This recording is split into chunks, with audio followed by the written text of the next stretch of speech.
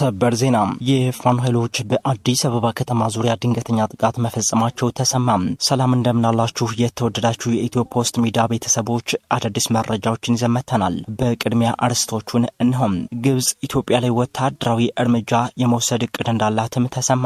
በትናንትናው ዕለት በተካሄደው አንድ ዓለም አቀፍ ስብሰባ ላይ የተገናኙት የኢትዮጵያና የግብጽ ባለስልጣናት የገቡት የቃላት ጦርነት ከፍተኛ መነጋገሪያን ፈጥሯል ተብሏል። ከህዳሴ ግድብ ውዝግብ ጋር በተገናኘ ግብጽ ኢትዮጵያ ላይ ወታደራዊ እርምጃ እንደምትወስድ ማስጠንቀቋ የሚታወስ ሲሆን ወታደራዊ እርምጃውን በተመለከተ አንድ ያልተጠበቀና አስደንጋጭ መረጃ ሞቷል። በዝርዝር እናስደምጣችኋለን። የመከላከያ ሰራዊቱ የፋኖ ኃይሎች አመራሮች መገኛዎች ላይ ዘመቻዎችን እያደረጉ ነው ብሏል። የፋኖ ኃይሎች በበኩላቸው ወደ ከተሞች ዘልቀው በመግባትም የተቀኑ ወሳኝ የተባሉ ጥቃት ማድረሳቸውንም አስታውቀዋል። በዝርዝር እንመለከተዋለን። በጋምቤላ ክልል በታጣቂዎች ተከፈተ በተባለ ጥቃት ጉዳት መድረሱም ተሰምቷል።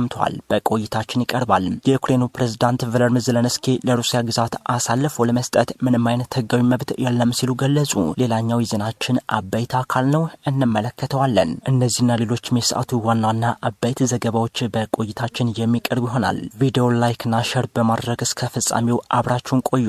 አዲስ የሆናችሁ ሰብስክራይብ በማድረግ ቤተሰብ ትሆኑ ዘንድ እየጋበዝኩኝ በቀጥታ ወደ መረጃዎቹ አልፋለሁ። ሰናይ ቆይታ ይሆንላችሁ።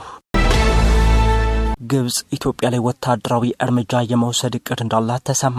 በትናንትናው ዕለት በተካሄደው አንድ ዓለም አቀፍ ስብሰባ ላይ የተገናኙት የኢትዮጵያና የግብጽ ባለስልጣናት የገቡት የቃላት ጦርነት ከፍተኛ መነጋገሪያን ፈጥሯል። ከህዳሴ ግድብ ውዝግብ ጋር ተያይዞ ግብጽ ኢትዮጵያ ላይ ወታደራዊ እርምጃ እንደምትወስድ ማስጠንቀቋ የሚታወስ ሲሆን ወታደራዊ እርምጃውን በተመለከተ አንድ ያልተጠበቀና አስደንጋጭ መረጃ ሞቷል። በጣሊያን ሮም እየተካሄደ ባለው የዓለም ምግብና እርሻ ድርጅት ፋኦ ስብሰባ ላይ የኢትዮጵያና የግብጽ ተወካዮች አደገኛ የተባለ የቃላት ልውውጥ ማድረጋቸውም ተሰምቷል። በውሃ አጠቃቀም ላይ ባተኮረው በዚህ ስብሰባ ላይ የፋኦ ዋና ስራ አስፈጻሚ፣ የአውሮፓ ህብረትና የአፍሪካ ሀገራት ከፍተኛ ባለስልጣናት መገኘታቸው በመረጃው ተጠቁሟል። በስብሰባው ላይ የኢትዮጵያ ተወካዩ መንግስታችን ከግብጽ ጋር በማንኛውም ጊዜ ድርድሩን ለመቀጠል ዝግጁ ነው ብለዋል። ግብጽ ለድርድር በሯን ክፍት ስታደርግ በደስታ እንቀበላታለን በማለት ንግግር አድርገውም ነበር።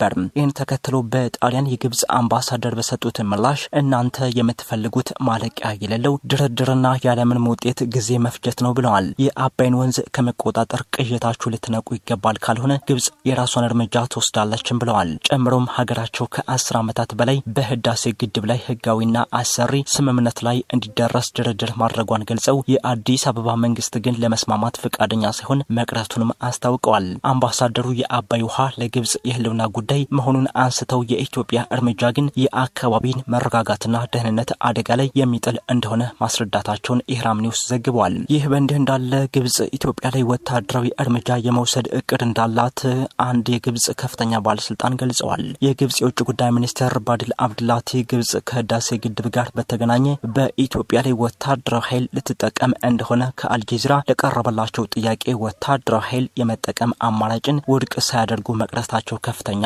መነጋገሪያን ፈጥሯል። አብድላቲ የተመድ ቻርተር ጉዳት የደረሰበት ሀገር ራሱን የመከላከል መብት እንዳለውም ደንግጓል ሲል ወታደራዊ እርምጃውን የሚደግፍ ምላሽም ሰጥተዋል። ባድር አብድላቲ አስቀድሞ የማሳወቅና ጉዳት ያለማድረስ መርሆችን ጨምሮ የዓለም አቀፍ ህግጋትን በመጻረር በተናጠል ውሳኔ ለተገነባ ግድብ ህዳሴ የሚል እድገትን ወይም ቅቡልነትን የሚያመላክት ስያሜ ግብጽ ልትቀበለው አትችልም ብለዋል። በ13 ዓመታት የግድቡ የሶስትዮሽ ድርድር ሂደት ኢትዮጵያ ፈቃደኝነት አሳይታ አታውቅም ያሉት አብዱላቲ አሁን ደግሞ ለድርድር ዝግጁ እንደሆነች ሐሰተኛ አቋም እያራመደች ትገኛለች በማለትም ከሰዋል። በግብጽ የውሃ ደህንነት ውስጥ ጣልቃ መግባት የህልውና ስጋት ነው በማለት አብዱላቲ ያስጠነቀቁ ሲሆን ግብጽ የህዝቧን እጣ ፈንታ ለአንድ ሀገር የተናጠል ውሳኔ ወይም በቃል ደረጃ ለተገነባ ቃል ኪዳን እንደማትሸጥም ገልጸዋል። ኢትዮጵያ በበኩሏ ግብጽ ወደ ቅኝ ግዛት ዘመን ስምምነት ለመመለስ የምታደርገው አካሄድ ተቀባይነት እንደሌለው በመግለጽ ሁሉንም ወገኖች ተጠቃሚ የሚያደርግ ስምምነት ለማድረግ ዝግጁ መሆኗን በተደጋጋሚ እየገለጸችም ትገኛለች። በሌላ ሰበር ዜና በጋምቤላ ክልል ኢታንግ ልዩ ወረዳ ህዳር 28 ቀን ከቀኑ 6 ሰዓት ገደማ አካባቢ 16 ተሳፋሪዎችን ጭኖ ወደ ጋምቤላ ከተማ በመጓዝ ላይ በነበረው አውቶቡስ ላይ ታርፖን በተባለ ቦታ ላይ በተፈጸመ ጥቃት በተሳፋሪዎች ላይ የሞትና ከባድ የአካል ጉዳት መድረሱን የክልሉ ፖሊስ አስታውቋል። በጥቃቱ አንዲት ሴት ተሳፋሪ ህይወታቸው ሲያልፍ ሌላ ሴት ደግሞ ከባድ ጉዳት ደርሶባት በጋምቤላ አጠቃላይ ሆስፒታል በጽኑ ህሙማን ክፍል ሕክምና ላይ እንደሆነች ፖሊስም ገልጿል። ታጣቂው በመጀመሪያ በስራ ላይ በነበረው የትራፊክ ፖሊስ ላይ ለመተኮስ ሲሞክር መሳሪያው እንደከሸፈበትና በዚህ ሰዓት የአካባቢው ፖሊስ አባላትና የፌዴራል ፖሊስ አብዛኛዎቹ ተሳፋሪዎች ማዳን እንደቻሉ ገልጿል። ፖሊስ ተጠርጣሪውን በቁጥጥር ስር ለማዋልም ጥረት በማድረግ ላይ ነው ተብለዋል። በቀጣዩ መረጃችን በአማራ ክልል የሚደረጉ የተኩስ ልውውጥ ውጊያዎችና ጥቃቶች ዛሬም እንደቀጠሉ መሆናቸው ታውቋል። የመከላከያ ሰራዊቱ የፋኖ ኃይሎች አመራሮች መገኛዎች ላይ ዘመቻዎችን እያደረኩ ነው ብለዋል። የፋኖ ኃይሎች በበኩላቸው ወደ ከተሞች ዘልቀው በመግባትም የተጠኑ ወሳኝ የተባሉ ጥቃት ማድረሳቸውንም ገልጸዋል። በአማራ ክልል የሚደረጉ የተኩስ ልውውጦች ዛሬም እንደቀጠሉ ስለመሆናቸው ለማረጋገጥም ተችሏል። የፋኖ ኃይሎች የመንግስት ወታደሮች እጅ እየሰጡ ነው ሲሉ ይገልጻሉ። ከሰሞኑ ለብልጽግናው መንግስት እጅ የሰጡት ማስረሻ ሰጤ መገኛ ቀጠና በደቡብ ወሎና ሰሜን ሸዋ አዋሳኝ ኩታ ገጠም ቦታዎችም ትኩረት በማድረግ በተለይም እንደ ኮሎኔል ፈንታ ሙሀቤና ሌሎችም የፋኖ አመራሮችን ለማጥቃት በሚል የተከፈቱ ዘመቻዎች ናቸውም ተብለዋል። ከከላላ እስከ ደገር አካባቢ ለቀናት በአየር ኃይል ጭምር የታገዘ ዘመቻም ተደርጓል። የመከላከያ ሰራዊቱ በዚህ ቀጠና በሰሜን ወሎ በዳውንት አካባቢ ዘመቻ ማድረጉንም ገልጿል። በዚህ ወረዳ የመከላከያ ሰራዊቱ አካሄድኩት ባለው ዘመቻም 13 የፋኖ ኃይሎችን መግደሉን አመልክቷል። ይህ አይነቱን ዘመቻ አድረኩ ያለው ደግሞ የሌተናንት ጀነራል አሰፋ ቸኮል የሰሜን ምስራቅ እዝ ነው። በክልሉ ወደ ፋኖ መገኛ ቦታዎች የሚላኩ የመንግስት ወታደሮች የሚከፈትና በፋኖ ኃይሎች በኩል የአጸፋ እርምጃ ሳቢያ ዛሬም በርካታ የክልሉ አካባቢዎች አውደውጊያ ቀጠና ሆነው መቀጠላቸውም ተሰምቷል። የፋኖ ኃይሎች ወደ ከተሞች ጭምር ዘልቀው በመግባትም ጥቃቶችን እንደሚፈጽሙም ይገልጻሉ። በደቡብ ወሎ ዞን መናገሻ በሆነችው ከደሴ ከተማ በቅርብ ርቀት አዲስ በሰፈረ በተባለ የመንግስት ኃይል ላይ በፋኖ ኃይሎች ተወሰደ በተባለ ጥቃትም በርካታ የመንግስት ወታደሮች ህይወት መጥፋቱም ታውቋል። የደቡብ ወሎ ዞን መናገሻ ከሆነችው ከላኮ መልዛ ደሴ ከተማ በውስን ኪሎ ሜትሮች ርቀት ላይ አዲስ ተሰርቶ ሰራዊት ከሰፈረበት ገና ሳምንት ያልሞላው የኮንክሪት ምሽግ ህዳር 29 ቀን በፋኖ ኃይሎች ተፈጸመ በተባለ ድንገተኛ ጥቃትም በመንግስት ወታደሮች በኩል ከፍተኛ የሆነ ሰብአዊና ቁሳዊ ጉዳት ያደረሰ ነበርም ተብሏል። ጥቃቱ የተጠናና በውስን ደቂቃዎች ብቻ የተከናወነ እንደነበርም ተገልጿል። በአካባቢው በሁለቱ ኃይሎች መካከል ውጊያው በከባድ መሳሪያ ጭምር ይታገዘ እንደነበር ነው የተገለጸው። የፋኖ ኃይሎች በበኩላቸው በውጊያው የበላይነቱን የወሰዱበት እንደነበርም አመልክተዋል። ይህ ዜና እስከተጠናቀረበት ሰዓት ግን ስለደረሰው ሰብአዊና ቁሳዊ ጉዳት በውል ማወቅም አልተቻለም። ይህ በእንዲህ እንዳለ ከባህልና ስነ ተግባር ያፈነገጠ አስነዋሪ አለባበስ ለብሰው በአደባባይና በቴሌቪዥን በቀጥታ ስርጭት ለህዝብ የታዩ ተጠርጣሪዎች በቁጥጥር ስር መዋላቸው ተሰማ።